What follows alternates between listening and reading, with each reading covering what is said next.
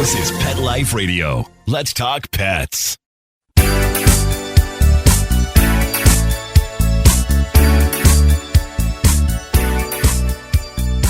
Hello, you're listening to Animal Party on Pet Life Radio, which means you're listening to me, Deb Wolf, and I'm here solo today. I'm going to give you a show that talks a little bit of this and a little bit of that, some dogs and some cats, and actually a little bit of birds, unfortunately, because they've been in the news, and just it's going to be a fast-paced show because I got a lot to cover. So first I'm going to start with a warning. And that is, if you see a sick or injured bird, don't touch it. Don't touch it. Not right now. There's bird flu going around the world, and it's really, really bad.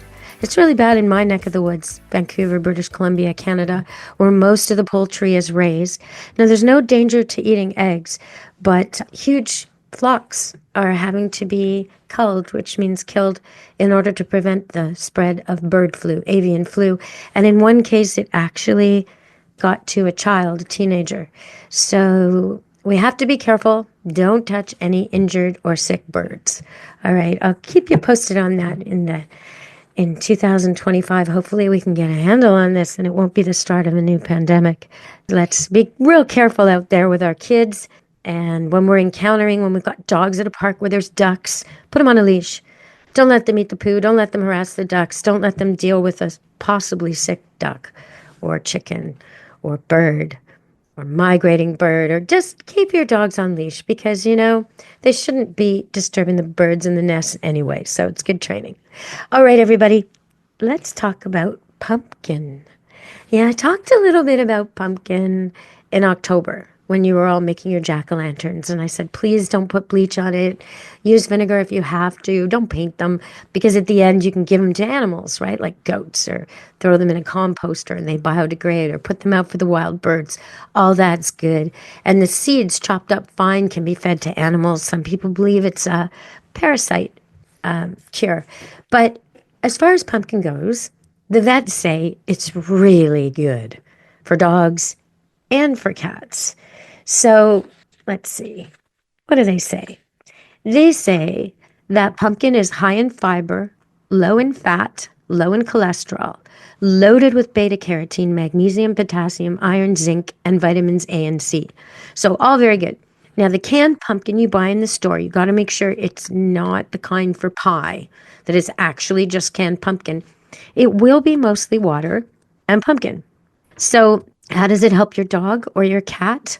Well, some people say, and the vets are mixed about this, that it helps with coat and eyes and all this kind of stuff, skin, coat, immune system. But everybody agrees it helps with digestion.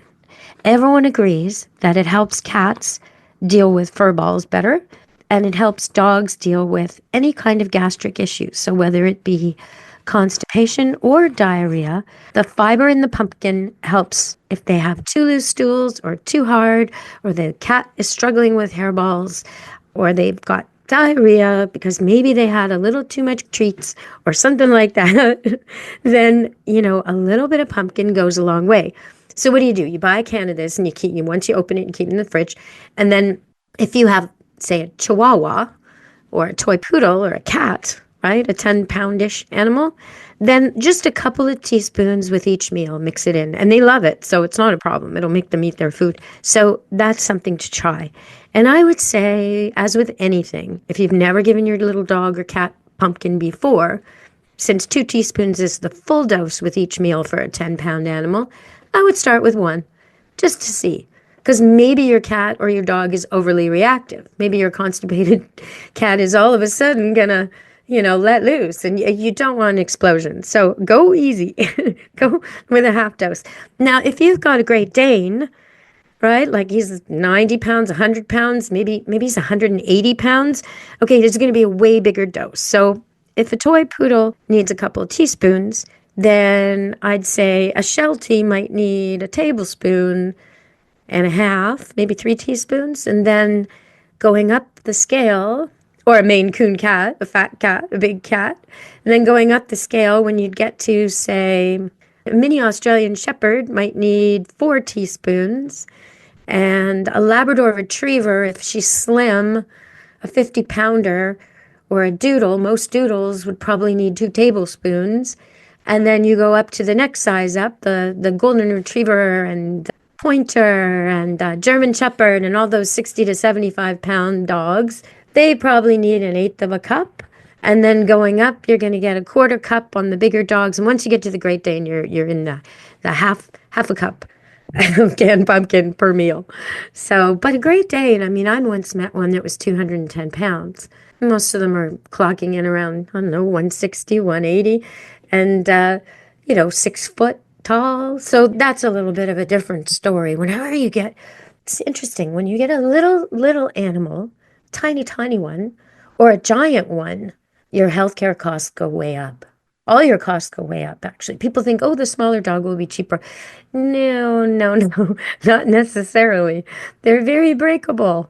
And putting them under is a big deal. Micro doses of everything. And the same is true with the big guys.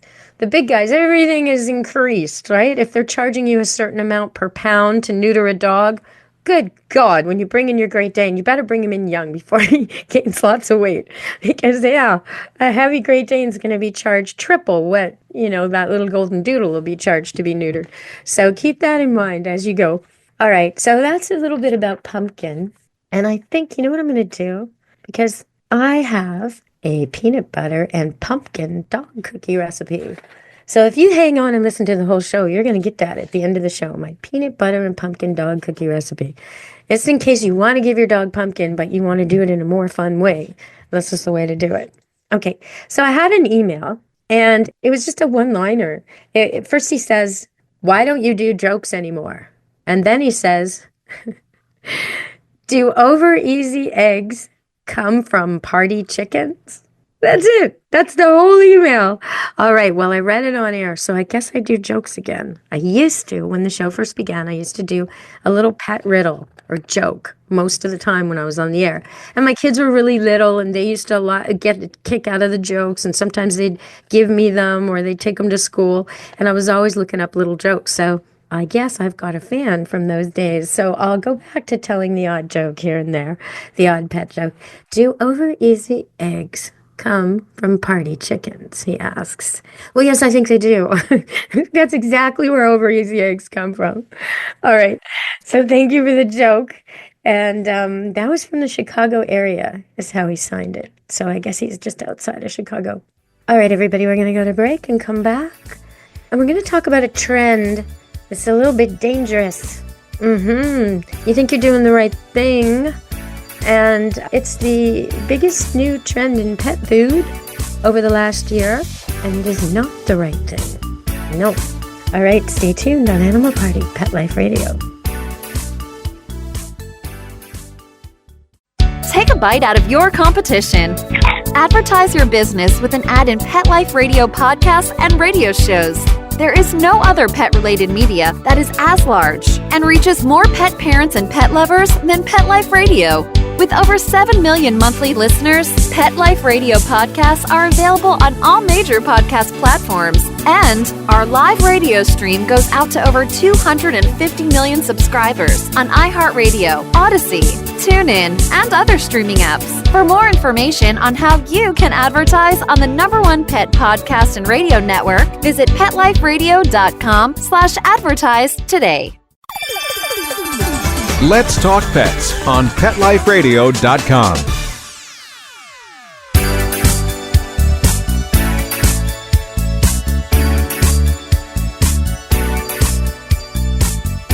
Hello! We're back on Animal Party Pet Life Radio. It's me, Deb Wolf, talking to you from Camp Good Dog. And I notice it here. The dogs come to board. The owners are going to Hawaii or wherever, and they send their dog here, and they bring the food and the meds and the vitamins and all the stuff they're sending their dog. So I get to look at over the years how things have changed since 1997 to now and what they're sending. And I notice loads of people who think they're doing the right thing and are pampering their pets to the ultimate degree are buying grain-free pet food. Now, it sounds like a good idea. You think, okay, what wolf goes out and eats grain? Well, yeah, no, they don't.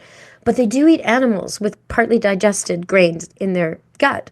So that counts for some grain intake. And actually, they do eat grasses. They do eat some grains at times.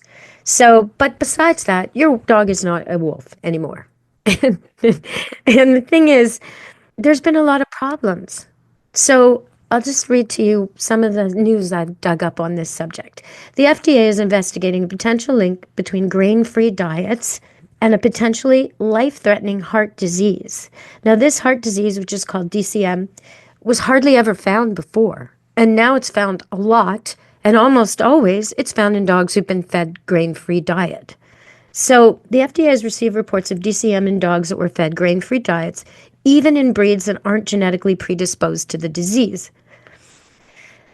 Grain-free diets may lead to taurine deficiency, which can make dogs more susceptible to DCM. And what taurine is, it's an essential amino acid, and dogs need it to be heart healthy. They just need it. It's in meat. So I notice also a trend in vegetarian diet for dogs. And it seems politically correct and it might feel good, but your dog's a carnivore. He's an omnivore. He's not a vegetarian. And your cat even more so. Don't be falling for these things. It's not correct to feed your carnivore or omnivore an only vegetable diet with synthetic additives to make up the difference. That's not the right way to go. Okay, so grain-free diets can lead to deficiencies in nutrients like iron, thiamine, calcium, riboflavin, folate, and niacin. Dogs with DCM often have a heartwormer, but other factors can cause that too. And so some dog breeds that are already predisposed to this. So if you've got a dog that's one of these breeds, you really, really, really don't want to do the grain-free, because now you're already susceptible to the problem. And if you add grain-free diet, now you're increasing the chances they're going to have these heart murmurs and heart issues. And they're pretty serious heart issues. Like, yeah, your dog could die from this, for real. So, okay, so the dog breeds who especially want to avoid the grain-free diet are Golden Retriever, Doberman Pinscher, Cocker Spaniel, Boxer Great Dane, Scottish Deerhound, Irish Wolfhound, St. Bernard, Afghan Hound, and Dalmatian. So if you've been feeding grain-free diet and you're concerned, switch back and maybe go see your vet. Get a little diagnosis going on, because we definitely don't want that happening. No, we don't. All right, everybody. So that is one of the biggest trends over 2024. The biggest trend was the increase in grain-free diets being bought for pets. And so I really, really wanted to caution you all about that. Now, another trend, a happy trend, that I'm going to report to you from one of my favorite guests, Stacy Mantle. And she runs a magazine called PetsWeekly.com. You can check it out for reviews of the best and worst products, honest reviews, trial tested by her pets. So for this year, her two favorite products of the whole year were both for dogs. And one of them is from a company called Snoozer, and it's called the Cozy Cave Bed. And it's basically like a contoured bed with a lid sort of thing. So your pet almost hides in there. They almost cocoon in it. It's really quite adorable. So check that out if you're looking for a new pet bed, and they have washable liners so you can refresh it. What I like to do for an affordable bed, if you're looking for something cheap and quick, and if your pet has issues, like maybe not fully house trained yet, or accidents, or loves to play in the mud, or something that makes you have to wash the whole bed all the time, then what I use is sleeping bags. Yeah, I put sleeping bags inside cushion covers. So I'll go to a secondhand store and buy upholstery cushion covers, because they're really thick and they've got really strong zippers. And then I'll put two sleeping bags in it. And that's a dog bed. Why? Because the whole thing can go in the washing machine and the whole thing can go in the dryer. And that means if one dog has an accident, it doesn't draw everybody to it forevermore. Or one cat. I do the same for my cat beds. So, okay, so that's a tip for me. But if you have a dog who's perfectly trained and neat and tidy, then I think the Cozy Cave Bed is an adorable solution. They're so cute in there, all cuddled in. And the overhang makes it so they don't have to deal with our overhead lights. Dogs have their eyes kind of on the top of their head more than humans. And so when we have our overhead lights blaring down at them all the time in such an unnatural way, they like to hide under things like a table or in a dark corner. Well, this bed can be right beside you in the middle of the room, wherever you want it, and the dog still gets that that dark, safe space. And yeah, they're adorable. It almost looks like a hamburger, the bun top, and then the dog's inside. Okay, so her other pick from Pets Weekly magazine, petsweekly.com, her other pick is a waterproof bed runner. And it's good for dogs and cats. It's called the Pup Protector. And they have different types that are fake fur, and they're sort of simulated to be a certain kind of fur or another kind of fur, depending on what suits your decor. And that's from a company called Paw.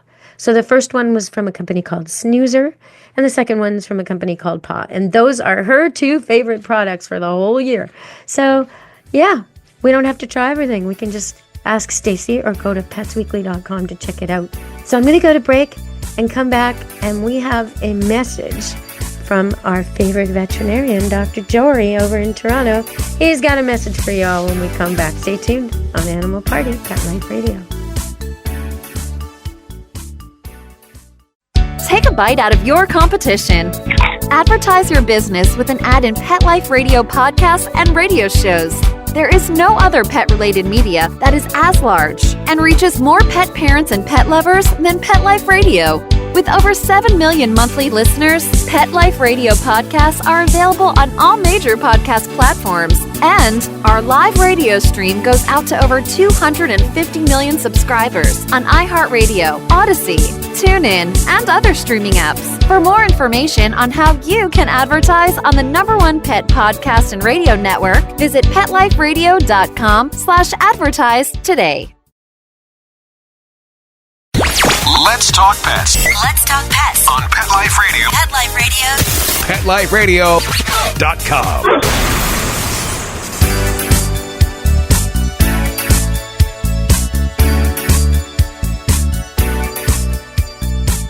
Hello, we're back on Animal Party, Pet Life Radio.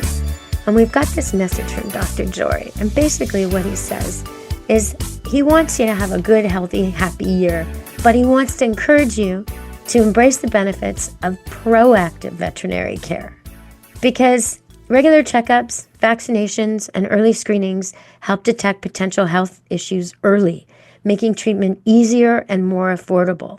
He's saying don't forget the importance of preventing tick-borne diseases and leptospirosis. That's the one that comes from stagnant water like puddles, which can be serious but are preventable with the right care. By staying on top of their health, you're helping to extend your pet's lifespan and enhance their quality of life. Here's to a year of keeping your pets healthy, happy, and by your side for many more moments to cherish. So that's from Dr. Jory. And I totally agree with that.